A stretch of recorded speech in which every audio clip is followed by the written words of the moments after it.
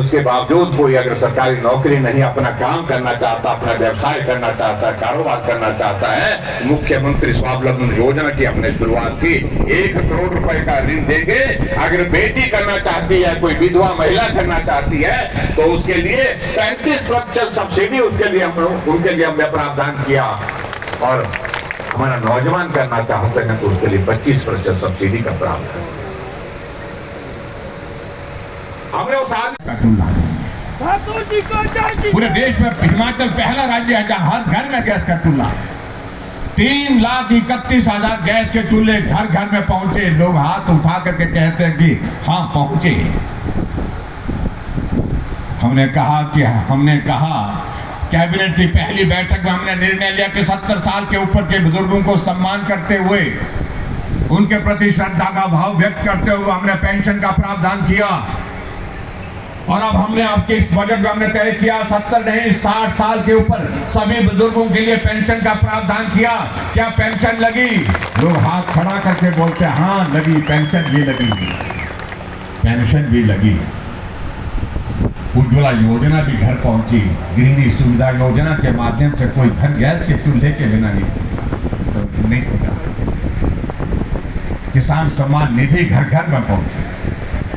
और आगे जब हम बोलते हैं, हम कहते हैं कि आप बताइए आपके यहाँ पर स्वास्थ्य की सेवाओं देने के लिए जहां आदरणीय प्रधानमंत्री ने आयुष्मान भारत की शुरुआत की, पूरे देश के लिए 5 लाख रुपए का हेल्थ कवर दिया।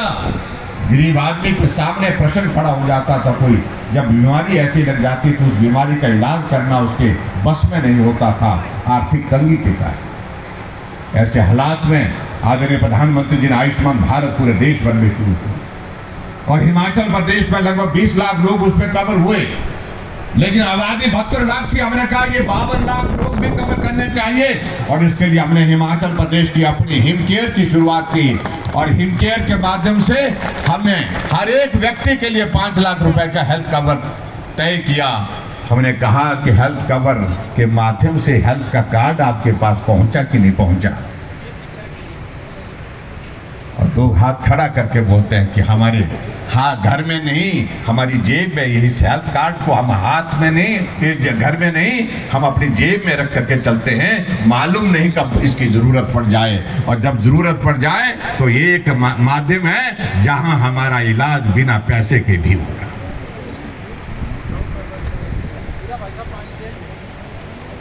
हमने सभाओं में इस बात का आपने जिक्र किया। हमारी बेटियां जो 31,000 शगुन उसके खाते में हम डालेंगे। एक बेहतरीन शुरुआत की महिला सशक्तिकरण की दृष्टि से हमने उस दिशा में कदम उठाए। हमने सेल्फ हेल्प ग्रुप के लिए हमने तय किया कि 25,000 रुपए का रिवॉल्विंग फंड हम सरकार की ओर से देंगे। और ये भी तय किया कि अगर लोन लेने की अगर सेल्फ हेल्प ग्रुप को जरूरत पड़ती है तो 4% पर लोन उनको दिया जाएगा। महिला सशक्तिकरण की दिशा में हमने आगे बढ़ करके कदम। और अभी हमने हिमाचल दिवस के अवसर पर हमने एक बात और तय की कि पूरे देश भर में महिलाओं की संख्या लगभग 50% और हिमाचल प्रदेश में तो 50%, पूरा 50% महिलाओं की संख्या है। और हमने तय किया कि जुलाई के महीने से हमारी माताएं बहनें जो अब काम के लिए घर से बाहर निकलती है, काम के लिए घर से बाहर एक बार में अनेक बार उनका जाना होता है, जब बस में सफर करेंगे तो 50% किराया दिया जाएगा। ये भी हमने हिमाचल प्रदेश में तय किया। और ये कांग्रेस के लोग, हमारे विपक्ष के लोग कहते हैं कुछ नहीं। हमने उस नौजवान के लिए तय किया।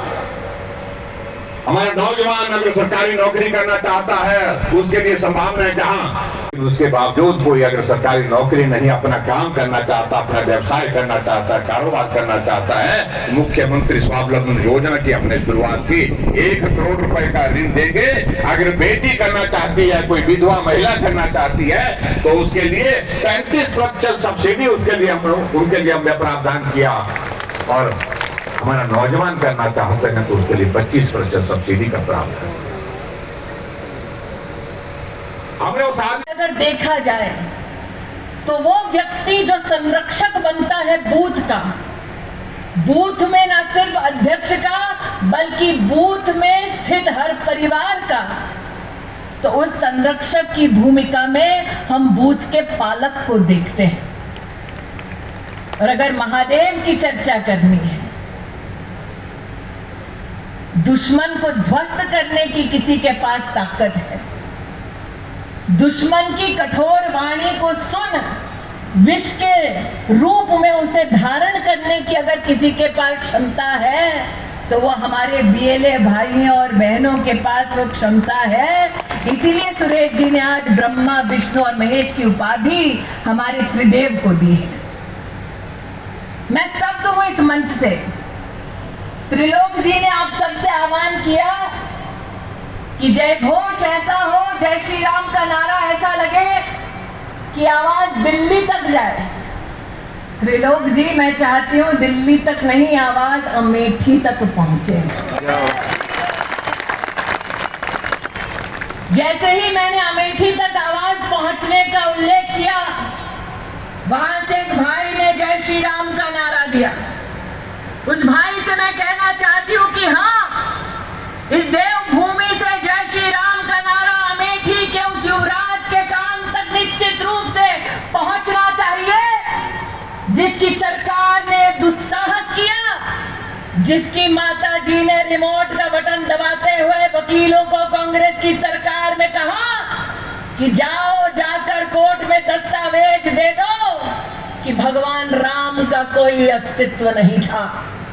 मैं चाहती हूं कि देवभूमि, वीरभूमि हिमाचल प्रदेश से उस खानदान के कानों तक जय श्री राम का नारा, जय घोष पहुंचे, जिसने वर्षों तक राम मंदिर के निर्माण से हमको वंचित रखा। तो वो खानदान से जय श्री राम। इस मंच से कुछ लोगों ने उल्लेख किया कि युवराज को कुछ ऐसा भगाया गया कि उन्होंने केरल में जाकर पनाह ली। यह सत्य है, राहुल गांधी ने केरल में जाकर पनाह ली, लेकिन यह भी सत्य है कि केरल में लक्षण कांग्रेस पार्टी ने ऐसे दिखाए कि गौ माता का गला काटकर बड़े गौरव के साथ अपना फोटो खिंचाकर ऑनलाइन डाल दी। मैं चाहती हूं कि त्रिदेव की ये ताकत उस खानदान के कानों तक ये संस्कार पहुंचाए कि जो गौ हत्या में गौरव करते हैं, वो इस देवभूमि पर आकर अगर वोट मांगने का दुस्साहस करेंगे तो हिमाचल की जनता उनको मुंहतोड़ जवाब देगी।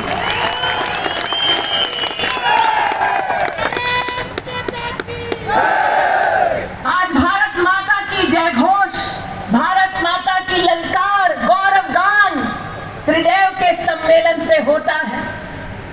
आज मैं चाहती हूं भारत माँ का ये जय घोष उस भूमि से निश्चित रूप से उस खानदान के कानों तक पहुंचे, उस भूमि से जिसे भारत का पहला परमवीर चक्र मिला एक बेटे के बलिदान की वजह से। आज उस भूमि से, उस वीर भूमि से उस खानदान के कानों में भारत माँ का जयकारा पहुंचे, जिन लोगों ने भारत के टुकड़े करने के नारे का समर्थन देश की राजधानी में किया। अरे ऐसे हैं खानदान के नौनिहाल कि जाकर विदेश में कहते हैं कि राष्ट्र और किंगडम के बीच में हमें फर्क समझ नहीं आता। राष्ट्र हमने मात्र भूमि के टुकड़े की कल्पना में नहीं किया, जननी मांगा। और आज इस जननी के गौरव में उस खानदान के कानों तक आवाज पहुंचे कि हिंदुस्तान के वीर आज भी हिमाचल प्रदेश से पुकार कर कहते हैं भारत माता की जय। और न सिर्फ पुकारते हैं बल्कि भारत माँ की जय रहे विश्व में, उसके लिए अपने प्राणों की आहुति भी देते हैं। पहुंचाओ उस खानदान के कानों तक आवाज और कहो भारत माता की। इस त्रिदेव सम्मेलन से आज कहने आई हूं बड़ी विनम्रता से। जयराम जी ने अपने उद्बोधन में कांग्रेस के एक कटाक्ष का जवाब दिया। बड़ी विनम्रता से अविनाश जी ने मनोबल को बढ़ाने के लिए मार्गदर्शन दिया। लेकिन आप सब जानते हैं कि मेरे अंदर आज भी वो आग है जो मेरी वाणी से प्रस्फुटित होता है, और उसके पीछे कारण ये है कि मैंने स्वयं अमेठी में कांग्रेस के राज में 50 साल गरीब को तिल तिल कर मरते हुए देखा है। कांग्रेस के नेता ये दुस्साहस करते हैं कहने का कि हिमाचल में रिवाज नहीं है। अरे मैं पूछना चाहती हूँ, हिमाचल में तो ये रिवाज भी नहीं था कि एम्स हिमाचल प्रदेश में बनाया जाए। हमने कांग्रेस का वो रिवाज तोड़ा और बिलासपुर में एम्स बनाया। हिमाचल में तो ये रिवाज भी कांग्रेस का नहीं था कि IIM बनाया जाए। हमने रिवाज तोड़ा और नरेंद्र मोदी ने हिमाचल प्रदेश में IIM बनाया। हिमाचल में तो ये भी रिवाज नहीं था कि हिमाचल प्रदेश में अटल जी के वक्त पर जिस टनल की कल्पना हुई, वो टनल का निर्माण पूर्ण होकर वो राष्ट्र के सम्मान में, राष्ट्र की सेवा में समर्पित किया जाए। 20 साल से कांग्रेस ने जो रिवाज बनाकर रखा हिमाचल में, वो रिवाज मेरी पार्टी के नेता, मेरे संगठन की सरकार ने तोड़कर दिखाया। और इसलिए कांग्रेस पार्टी के नेता कान खोलकर सुन लें, इस बार भी चुनाव में रिवाज हम तोड़ेंगे, एक बार फिर कमल का फूल खिलेगा।